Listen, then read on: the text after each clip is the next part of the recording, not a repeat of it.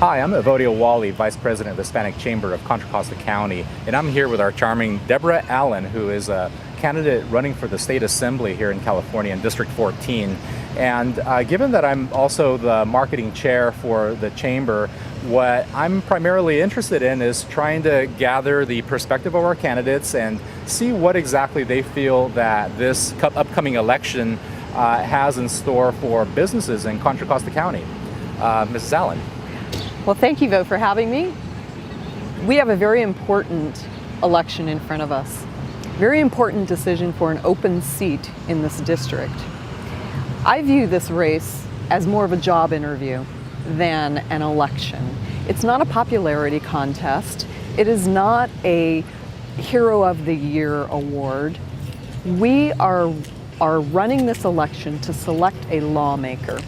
And I believe that I am most qualified to be the lawmaker who goes to Sacramento and works with the laws that will affect every citizen in this district every single day of their lives.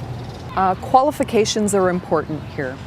I've spent 25 years as a CFO, a CPA, in financial management positions. I've been a business owner, a tax auditor, a controller. And most importantly, I've been an employer. I know what it's like to meet a payroll and to have to balance a budget and run a business. On the other hand, I'm running against opponents who have clouds over their record after having served in volunteer and government positions. I have opponents who have question marks about what their real experience is that qualifies them for this position. I encourage the voters to go research the backgrounds of the candidates who are involved here and make an informed decision. So there you have it. It is apparent that sometimes an election can be a very sticky process, and so it's really up to the voters to really do their homework. And what I'm hearing here from Debora is that there's actually a true qualification process, just as if you're about to, go in for any job position and actually be there every day to handle the requirements of that role.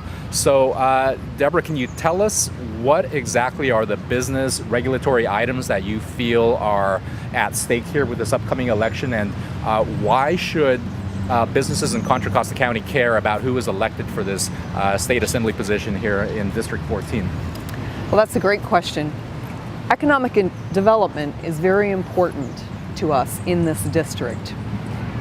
Economic development feeds all of the other issues that we deal with: transportation, education, even water issues, and most importantly, the jobs that are available to the citizens of this district. Currently, we have residents who on average are paying over 50% of their disposable income on housing.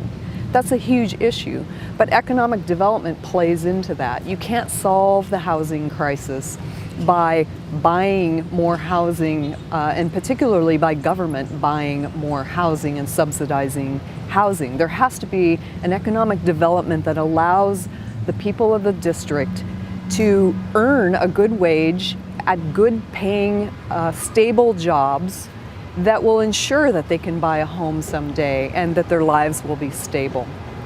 For the businesses of this area, over almost 50% of the employment in this area is generated by businesses who employ less than 50 people. So small business is very important to this district.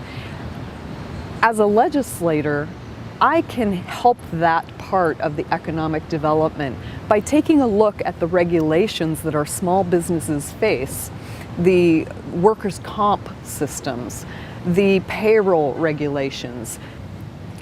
The sales tax collection process in itself is a huge burden on these smaller businesses that employ less than 50 people.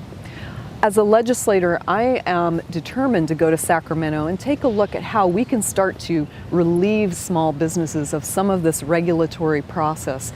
This is the process that is making business owners of 30 or 40 years sit back and wonder whether it's worth it to do this anymore. Is it worth it really to employ people? Or is it better to just go ahead and close the doors and move on?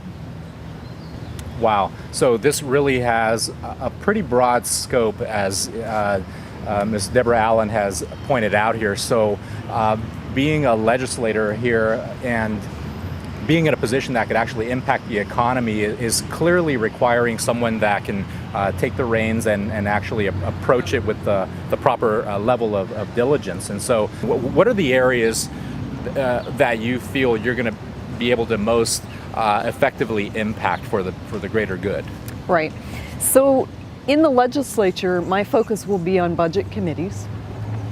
However, I will have the opportunity to vote on a lot of other issues.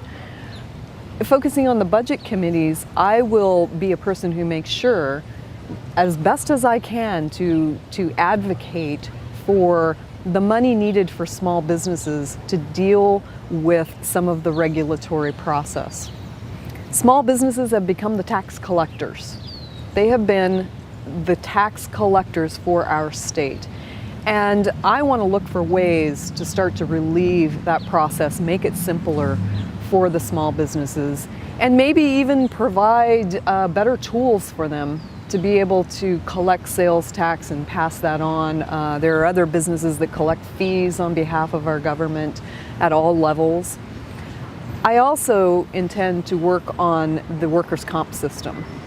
I believe that we have become so complicated in the way the workers' comp system works. It's virtually impossible for small businesses to keep up with the auditing and the regulations and the changes that go on. For example, an auditor can come into a small business and simply by virtue of the audit change and add workers' comp categories to an existing policy that didn't exist last year during the policy period. So at the end of the day, they can change the amount of the premium that's paid with a business who suddenly gets hit with a bill that they never expected. They went through a whole year of business and didn't know that they were accruing a cost that they get hit with after the fact. Those are the kinds of things I want to focus on. Those are the kinds of things that are making small businesses give up. And they're the kinds of things that are making potential small business owners, people who might otherwise want to go out and take the risk that's involved in opening a business and employing people. These are the kinds of things that are making them think about whether they really want to do that or not. What would you say is your greatest advantage in this campaign with regard to really addressing the needs of our constituents? My biggest advantage is that I have been a small business owner. However, I am running against two opponents who really have no business experience of any substantial value. I have mentored businesses, I have run businesses, started businesses, and counseled businesses and consulted with businesses on how to operate effectively. That experience puts me in an entirely different place with respect to the job interview. While my opponents are being funded with millions of dollars of special interest, I will go to Sacramento to be new leadership. As the East Bay Times put it in their endorsement of me in this race, they said I would be refreshing change in Sacramento. That's what I will be. I will go to Sacramento with a focus on economic development, including small business, including minority businesses, which I believe are very important to the economic development of a diverse area such as our district. We have a high diversity level in this district. We should have a high diversity level in the businesses that operate in this district. So I will go to Sacramento to bring new leadership that will stand up to the current bureaucracy that has left us 47th in the nation in fourth grade test scores, and even lower when you look at the test scores of minority and lower income school districts. I will go to Sacramento to bring new leadership that will take us in a different direction. Debora, thank you very much for coming out with us and sharing your perspectives on this upcoming election. And as you all know, the Hispanic Chamber of Contra Costa County is a nonpartisan, nonprofit organization, and what we aim to do by bringing the candidates out here to engage in this dialogue is to, in essence, create a bridge between people that are in office, the community, and anyone that is out there trying to run a business in Contra Costa County and wishes to see responsible legislation go into effect. And we welcome you to tune in to this series that we're going to be doing with the other candidates that are also running for state assembly. And these should be coming up here in time for the primaries. Right now, we have how much more time do we have left? 10 days. 10 days, folks. Yeah. So thank you very much, Debora. Thank you for having me. It was a pleasure.